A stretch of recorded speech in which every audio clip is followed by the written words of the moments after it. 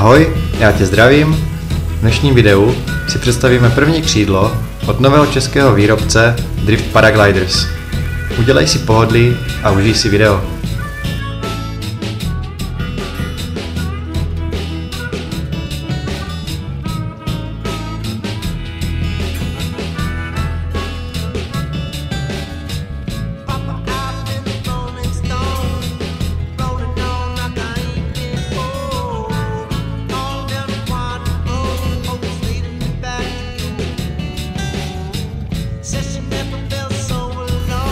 Karančo, křídlo kategorie ENA+, slibující výkon ENB kluzáku.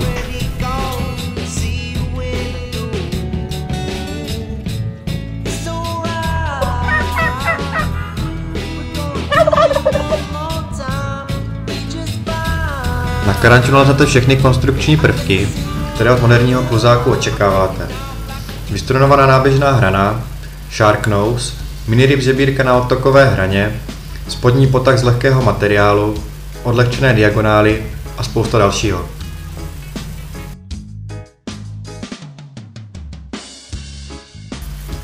Vyvázání vrchlíku je do klasické třířadé konstrukce s dělenými A-popruhy.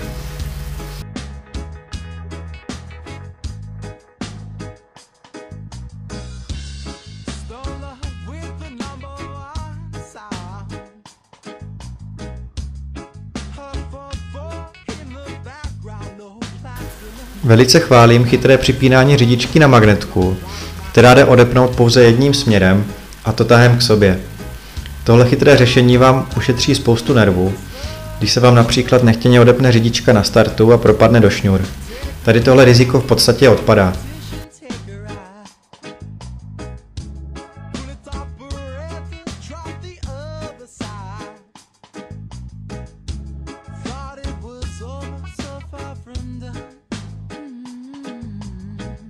Karančo startuje nádherně i za slabého větru a celkově ground handling s ním je velmi snadný.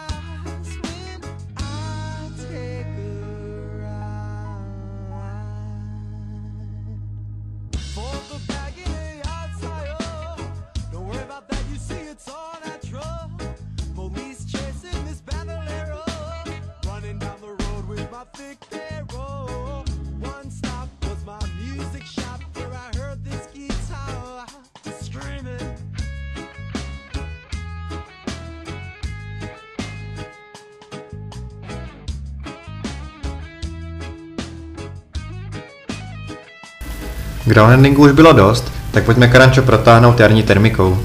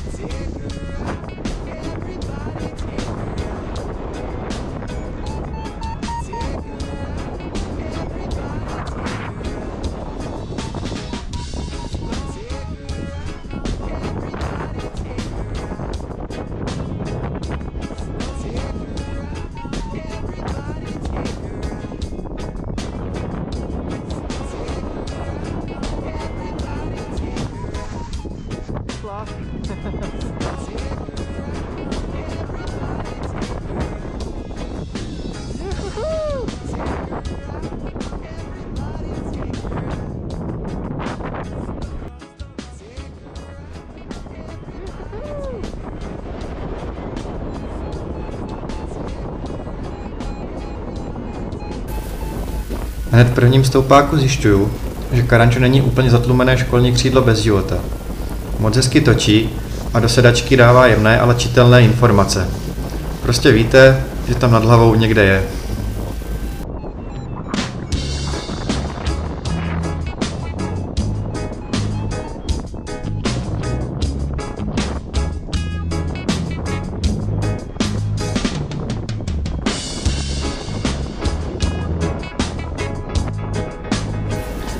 V úzké a podtrhané jarní termice si můžete dovolit stoupáky pěkně utahovat díky fakt velkému dosahu řízení.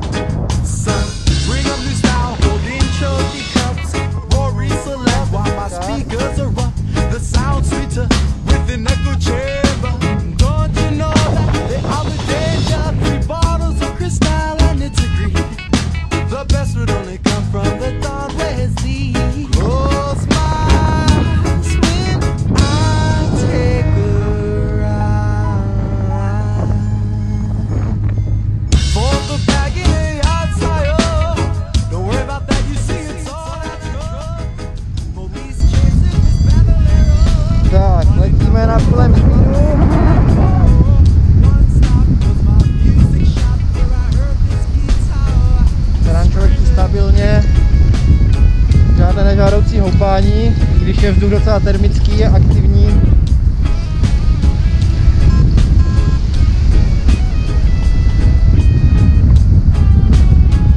Nádhera.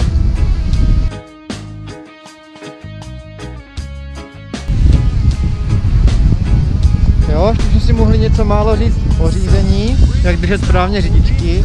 Vždycky, když někoho vidím, když letí prostě takhle, stopořený, ruce dopředu, sedačku takhle nastavenou do sedu, to je prostě, to je špatně, jo, není v tom prostě dobrý cít, když jste v téhle poloze, máte takhle ruce, řízení jde sice s nás, ale nemáte absolutně žádný cít, když taháte prostě takhle dolů na vlbečka, jo. Pokud vám vadí provlékání, takovéhle, je to tenhle pohyb, tak je ještě jedna možnost, a to taková, že jenom čistě takhle přichytnete šňůru, přiberete. Jo, při točení stoupáků. Na volno si klidně leďte takhle, ale při točení termiky je fakt super to řízení zkrátit. Jo, takže tahle možnost, pak případně rozlečená, tohle používám často, akorát dávajte bacha, aby nebylo prostě zvíčka natočená někde pod rukavici, kdyby bylo potřeba v nějaké krizové situaci hodit záložku, tak aby vám to nezůstala ruka, jo? Tak je potřeba to hlídat, aby řidička byla takhle. Jo? Případně můžete si dát palec ven a držet to jenom takhle. OK? Super. Mohli bychom si zkusit nějaký paneček. Jo, zkusíme handclap.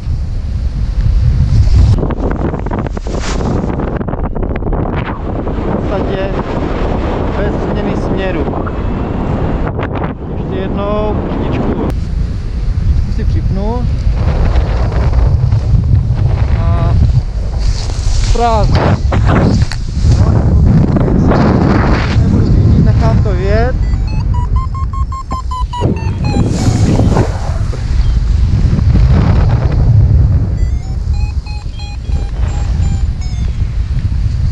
Tak to byl klapanec bez reakce. A teď zkusím ještě jednou. Teď trochu přišlápnu speed k tomu ještě. třeba. A teď už budu trochu brzdit, jo? Budu reagovat na to.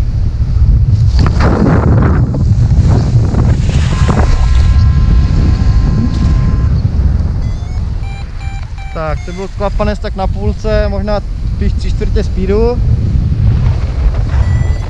A Karančo regeneruje fakt hezky.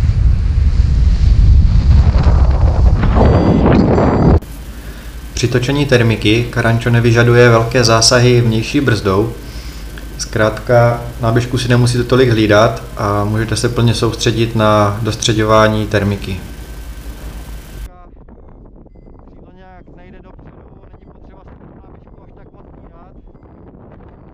Zkusíme si nějaký frontštálek. Uvidíme, jak se to bude chovat. Už nezaháknu popruhy za kameru, jo? Tak. Rázo. No, regeneruje se úplně samo. Musím trochu speedu přišlápnout. Tak, 3/4 speedu. A nedržím správné. Rázo. Jo, není potřeba do toho vůbec hrabat. Regeneruje to krásně samo. Když do toho budete hrabat, tak tam nejspíš jako začátečníci akorát uškodíte.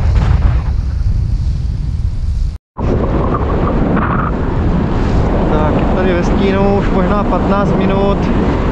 Termika nám chcípla. Je to boj o přežití, nejspíš přistanu nahoře na startu. A počkám si, než se to rozsvítí, protože vzadu už se dělá sluníčko, tak si počkáme na lepší termál.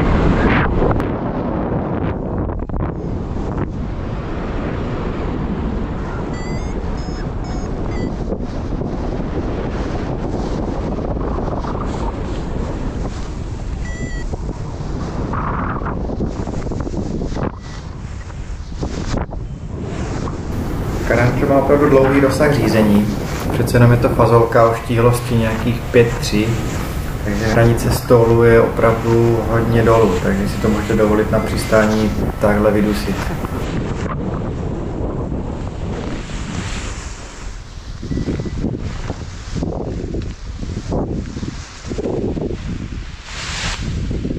Tak jo, dobrý.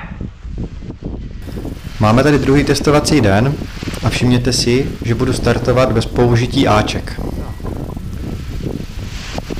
Jo, opravdu není potřeba za A popruhy nějak rvat, stačí prostě tahem těla a Karančo krásně vystřelí nad hlavu.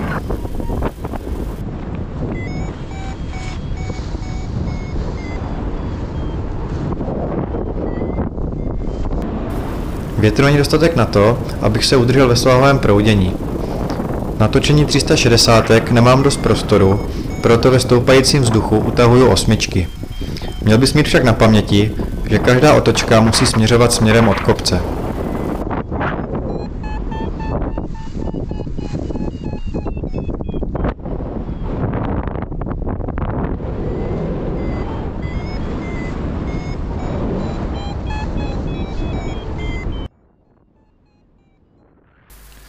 Kousek nad kopcem je inverze a mně se nedaří dostat do dobré výšky. Na test malých wingoverů to ale bude bohatě stačit.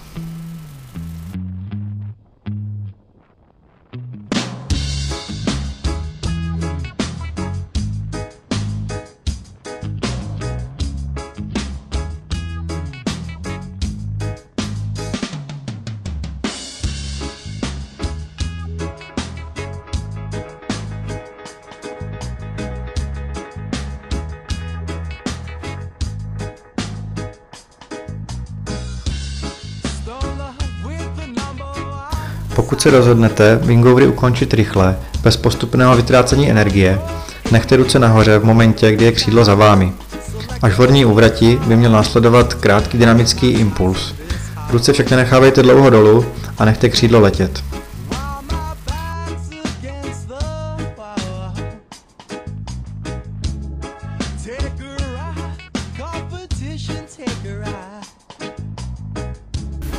Zaklopení uší je na Karanču velice efektivní vyklesávací manévr s hodnotou opadání kolem 3 metrů za sekundu.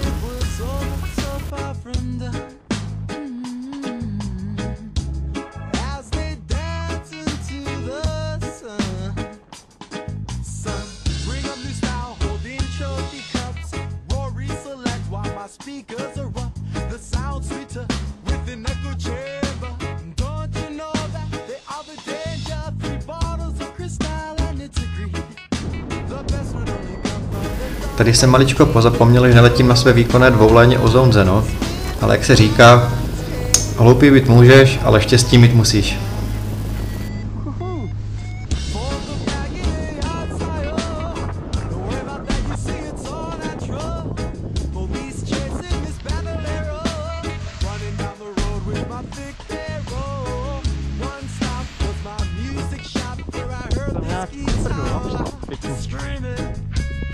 To trošku přífuk.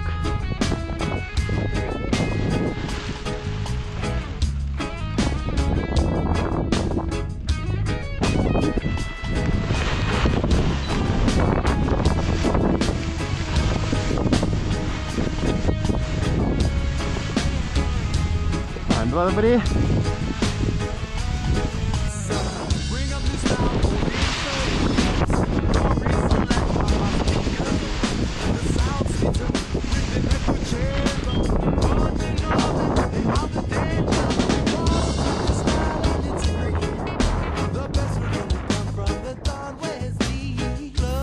OK, tak budeme zkoušet držený pull club.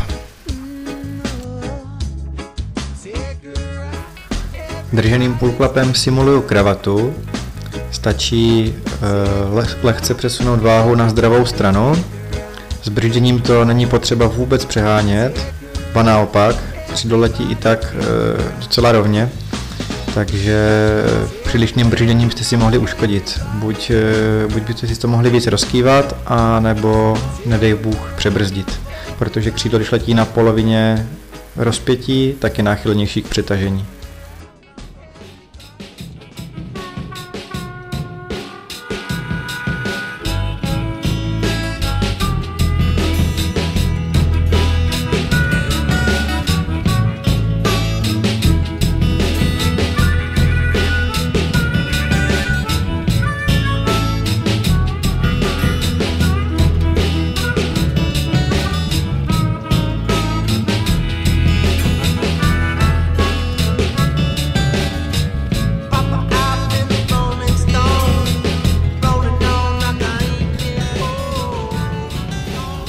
Na Exosu letí kamarád Martin Mzirský, je to velikost S.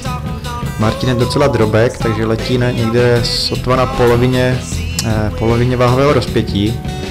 Já mám padáček o velikost větší, M-ko, nějakých 103 kg, na zatížení asi 95, a vidíte, že trimová rychlost je o poznání vyšší než u C-čkového křídla.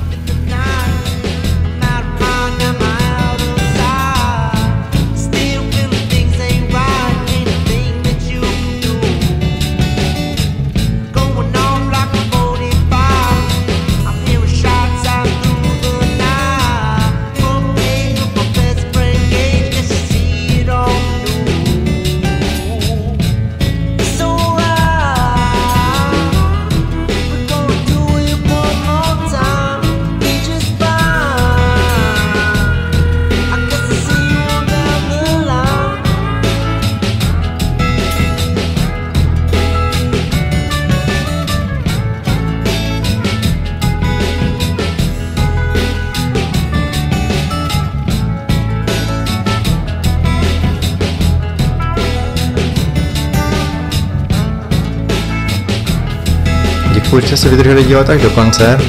Já jsem si testování Karanča strašně moc užil. Tím bych chtěl poděkovat i celému týmu Drift Paragliders za zapůjčení padáčku. A zase příště na viděnou. Díky, čau.